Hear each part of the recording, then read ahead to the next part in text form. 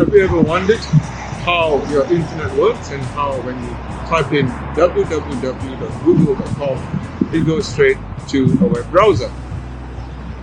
I'm Fahad Omar from motechwa.com.au. Let's jump in. Ever wondered how you locate things on the internet? Like when you type www.google.com, Google pops up on your browser. Welcome to Motech WA. I am Fahad Omar, your technology specialist. We'll be explaining how all this works.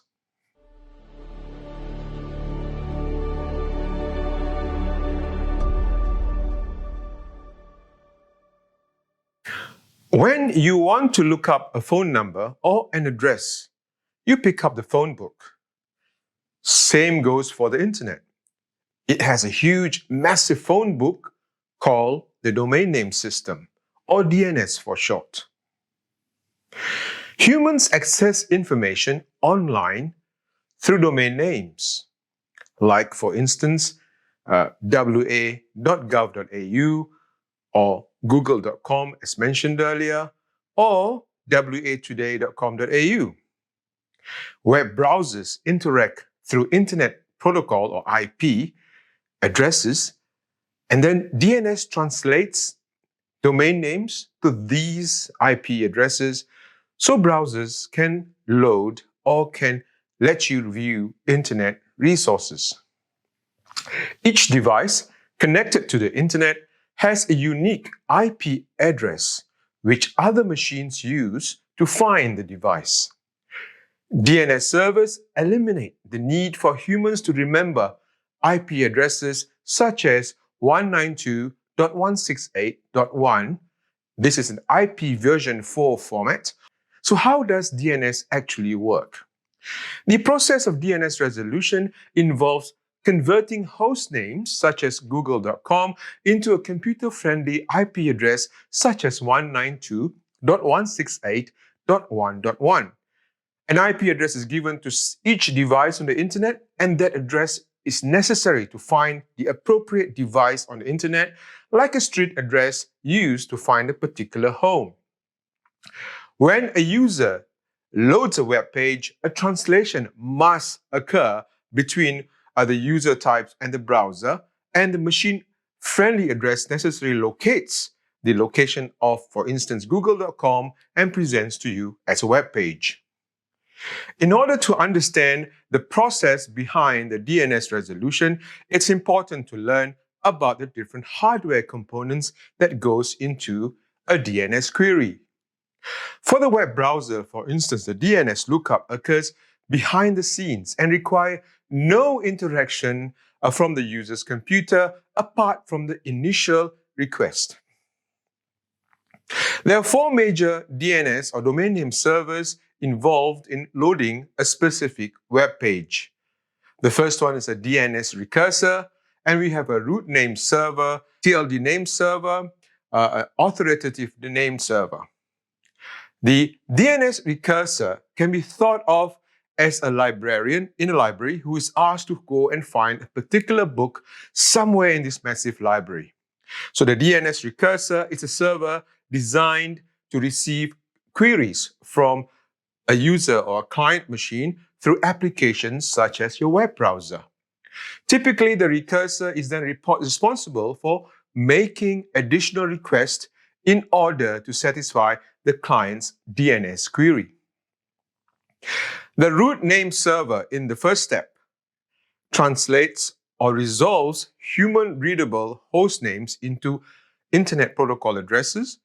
It can then be thought of like an index where a librarian looks into a catalog shelf and to try to track the books, and knowing that the books now is located in an area or specific rack of books, and serves as a reference for the librarian to pick the book up.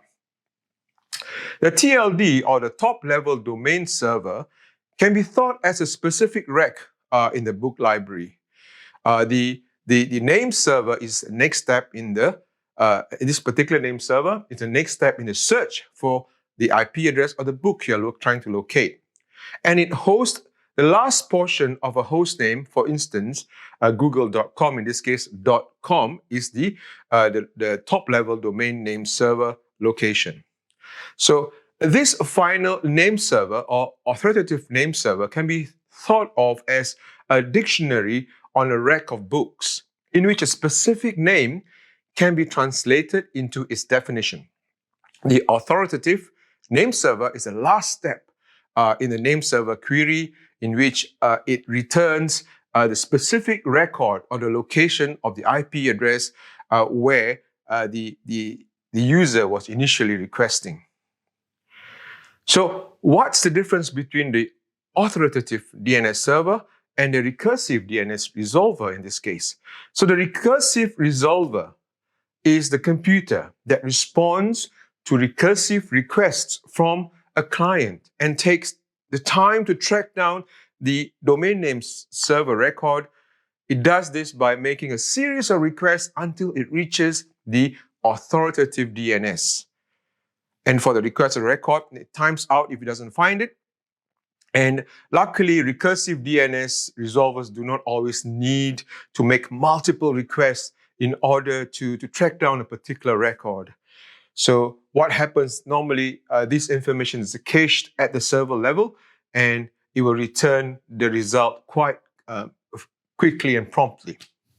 Put it simply, an authoritative DNS server is a server that actually holds and is responsible for DNS resource records. This is the server at the bottom of the DNS lookup, and this is the server which is at the bottom of the lookup chain that will respond with the queried resource record, ultimately allowing the web browser making the request to reach the IP address location needed to access a particular website or other web resources. So an authoritative name server, for its namesake, can satisfy queries from its own data without needing to query another source because of the caching. There are 8 steps in a typical DNS lookup. The first step, a user normally types, for instance, google.com in this case, into a web browser, and the query travels into the internet and is received by a domain name server. Basically, the recursive resolver server in the first instance. The resolver then queries the DNS root name server, or the dot in this case. The root server then responds to the resolver with the address of a top-level domain. In this case, it's the .com, in the case of google.com, which stores the information for its domains. So when searching for google.com, our request is pointed toward the .com top-level domain server. In the fourth step, the resolver then makes a request to the .com top-level domain, and in the fifth step, the top-level domain server then responds with the Internet Protocol address or IP address of the domain server, in this case, google.com. In the sixth step, the recursive resolver then sends a query to the domain name server. The IP address or the Internet Protocol address for google.com is then returned to the resolver from the name server. The domain name server or DNS resolver server then responds to the web browser with the specific IP address of the domain requested initially.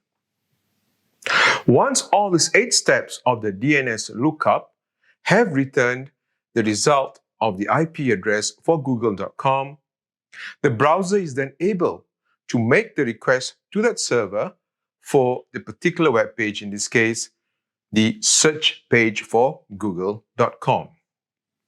Normally, this happens with a browser making a HTTP request, or in this case, sometimes it's HTTPS for secure web access, to the IP address that was returned earlier.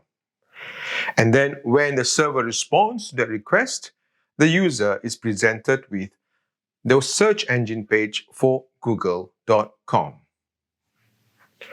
At Motec WA, we hope we can present to you some information or tips and tricks or any advice on how the internet works, on cybersecurity, or any technology issues you may have. Specific to this topic today, we are talking about DNS. Did you know that you can have a more secure and private web browsing experience by using a free tool available on the internet? The tools available for download for your mobile phones, for your desktop browser, and for most of other operating system browsers as well. What I'm referring to is using a public DNS system rather than using your ISP's DNS. You can set it up on your router pointing to specifically the DNS server 1.1.1.1.1. In this way, all your browsing is private, secure, and fast. Do visit our webpage for more information or email us at sales@motec.com.au to learn more on how you can set up your private DNS for your home and having a secure and safe internet experience. I'm Fahad Omar. Until the next time, stay safe.